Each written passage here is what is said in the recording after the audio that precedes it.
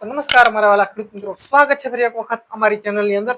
ખેડૂત ભાઈઓ, આજે આપણે ખાસ ચર્ચા કરવાના છીએ કે જીરાના હાલના બજાર ભાવ શું ચાલી રહ્યા છે અને વાયદો બજાર જે છે તે ક્યાં સુધી ટ્રેન્ડ કરી રહ્યો છે. ખાસ ખેડૂત ભાઈઓ ચર્ચા કરવાના છે અને સાથે સાથે વરસાદની પણ થોડીક આજે આપણે ભેગી ચર્ચા કરવાની છે. તો ખેડૂત ભાઈઓ, ખાસ અમારી ચેનલની અંદર નવા હો તો અમારી ચેનલ ખાસ સબસ્ક્રાઈબ કરી રાખજો અને ફેસબુક પેજમાંથી જો જોતા હો તો ધર્મેન્દ્રભાઈ દલવાડી અમારું ફેસબુક પેજ જે છે તે ખાસ ફોલો કરી નાખજો, જેથી કરીને અમારા અવનવા વિડીયો તમારા સુધી કાયમી માટે મળતા રહે. ખેડૂત ભાઈઓ, વાયદા બજારની જો આજે વાત કરીએ તો આજે તારીખ ખેડૂત ભાઈઓ 6/7/2024 ના રોજ વાયદા બજારમાં જો આમ જોઈએ તો 20,400 થી લઈ અને 20,300 થી લઈને 20,400 450 આસપાસ જે વાયદા બજાર જે છે તે તેની વચ્ચે ટ્રેન્ડ કરી રહ્યું છે. મતલબ કે 20,400 ની આસપાસ જે છે તે તેની વચ્ચે ટ્રેન્ડ કરી છે. બહુ તેનાથી અપ પણ નથી જતું અને તેનાથી ડાઉન પણ નથી જતું, એટલે કે સમતલ એમના સ્થિર જેવું છે. થોડું ઘણું અપડાઉન થયા રાખે છે, બાકી વધારે અપ પણ નથી થતું અને વધારે ડાઉન પણ નથી થઈ રહ્યો. એટલે કે વાયદા બજાર જે છે તે એમને ચાલી રહ્યું છે.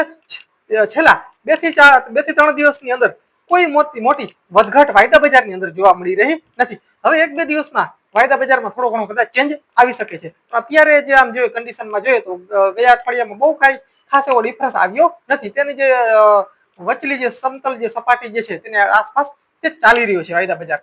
અને ખેડૂત ભાવ જીરાના બજાર ભાવની જો વાત કરીએ તો જીરાના બજાર ભાવ જે છે એ પણ એમનેમ જ છે, એમાં કોઈ ઝાઝો ડિફરન્સ નથી આવ્યો. 3500 થી લઈ અને 4142 આસપાસ સુધી બજાર ભાવ જે છે તે માલની ક્વોલિટી વાઇઝ ભાવ મળી રહ્યા છે ખેડૂતોને. જો સારી એકદમ ફર્સ્ટ નંબર સુપર ક્વોલિટી હોય તો તેને 4142 4000 આસપાસ ભાવ ખેડૂતોને મળે જ છે.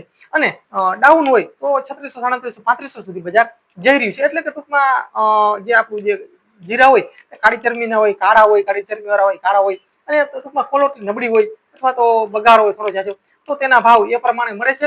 ટૂંકમાં જેવી ક્વોલિટી એવા ભાવ ખેડૂતોને મળે છે. એટલે ભાવ જે છે તે ડાઉન જઈ રહ્યા નથી. જે 500-600 રૂપિયાનો જે સુધારો આવ્યો બરોબર, તેની અંદર તે એમનેમ જ છે, કોઈ ઝાઝું ડાઉન નથી. અને એ પણ એની જે ચડ્યું જે બજાર ભાવ જે ચડ્યું તેની સમતલ સપાટીમાં જ એમને ચાલ્યું જાય છે.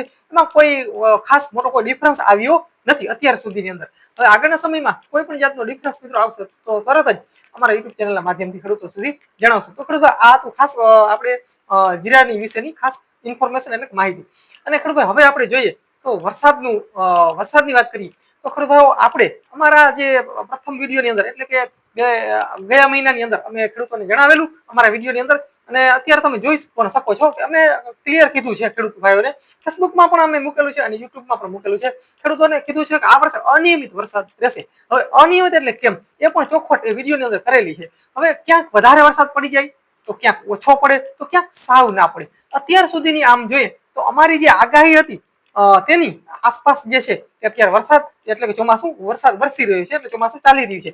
એટલે કે ક્યાંક ને ક્યાંક અમે આ વર્ષે આગાહીની નજીક, ટૂંકમાં 80% આસપાસ અમે આગાહીની નજીક અત્યારે ચાલી રહ્યા છીએ. હવે ઘણા ખેડૂતો એમ કે અમારે તો ફૂલ વરસાદ થઈ ગયો છે, આગાહી પ્રમાણે કાંઈ ન થયું. પણ એક ગામડા અથવા એક જિલ્લાની અંદર વરસાદ પડી જાય, ટૂંકમાં તાલુકાની અંદર વરસાદ પડી જાય તો એ પડ્યો ન કહેવાય. આપણું ગુજરાત બહુ મોટું છે, એટલે ખરેખર આમ જોઈએ તો ઓલ ઓવર જનરલ જોઈ ને તો એ વરસાદ ઓછો જ કહેવાય. જનરલ તો તમે જો ગણતરી કરો તો આમ જોઈએ તો દેવભૂમિ દ્વારકા છે, પોરબંદર છે, જામનગર છે, કચ્છનો ભાગ છે, બરોબર છે, રાજકોટના અમુક વિસ્તાર છે. હવે આમ જોઈએ તો આ બધા વિસ્તારની અંદર અત્યારે આમ જોઈએ તો અમુક વિસ્તારની અંદર જે મેં તમને વાત કરી તેમાં એક અત્યારે ટીપું પણ વરસાદ નથી, કોરો ધાકડ છે, ઢેફા પણ પલળ્યા નથી. એમનેમ ખેડૂતો હજી વાટ જોઈ રહ્યા છે. અને 1 મહિનો માથે ખેડૂતોને અત્યારે મગફળી ફોઈલી અને સમય થઈ ગયો છે ને એમને મગફળી પણ બગડવા માંડી છે. એટલે કે આવી કન્ડિશનની અત્યારે આ સાઈડ અમારે થઈ રહી છે. એટલે કે હવે આમ જોઈએ તો વરસાદ જો થઈ જાય તો સારું વાત છે. બાકી હવે આગળના સમયમાં જો હજી 10-15 દિવસ જો કાઢશે તો અમારે જે દાણા જે ફોલેલા જે મગફળીના જે છે તો ફરી યાર્ડમાં વેચવા પડે એવી કન્ડિશન હાલ અમને લાગી રહી છે. પણ થઈ જશે, ભગવાન બધાયનો છે, એટલે ખરેખર વાંધો નહીં આવે. કેમ કે હવે અઠવાડિયાની અંદર ક્યાંક ને ક્યાંક વરસાદ આપણે પણ આવવાની આશા રાખીએ. એટલે કે નહીં થાય એવું તો ક્યારે ન બને, કેમ કે ઉપરવાળો બધાયને સરખું જ આપે છે. એટલે વાંધો નહીં આવે, થઈ જશે વરસાદ. આપણે તેના ઉપર વિશ્વાસ રાખવો જરૂરી છે. અને ખેડૂતોને હંમેશા વિશ્વાસ હોય તો એક ઉપરવાળા ઉપર એટલે કે ભગવાન ઉપર જ હંમેશા વિશ્વાસ રાખે છે ખેડૂતો, બાકી કોઈના ઉપર રાખતા નથી અને રાખવો પણ ન જોઈએ. તો ખેડૂતો, આ હતી આજની આપણી ખાસ ઇન્ફોર્મેશન. ખેડૂત ભાઈઓ અમારી ચેનલની અંદર નવા હોય હજી સુધી અમારી ચેનલ તમે સબસ્ક્રાઇબ ન કરવી તો ખાસ અમારી ચેનલ સબસ્ક્રાઇબ કરી નાખજો. અને ખેડૂત ભાઈઓ બસ આજના વિડીયો અંદર આટલું જ છે. ભલે મને હાલાર મિત્રો મળીએ નવા વિડીયો સાથે. ત્યાં સુધી ખેડૂત ભાઈઓ ખાસ રજા આપશો. બસ જય જવાન જય કિસાન મહાદેવર જય સિદ્ધનાથ.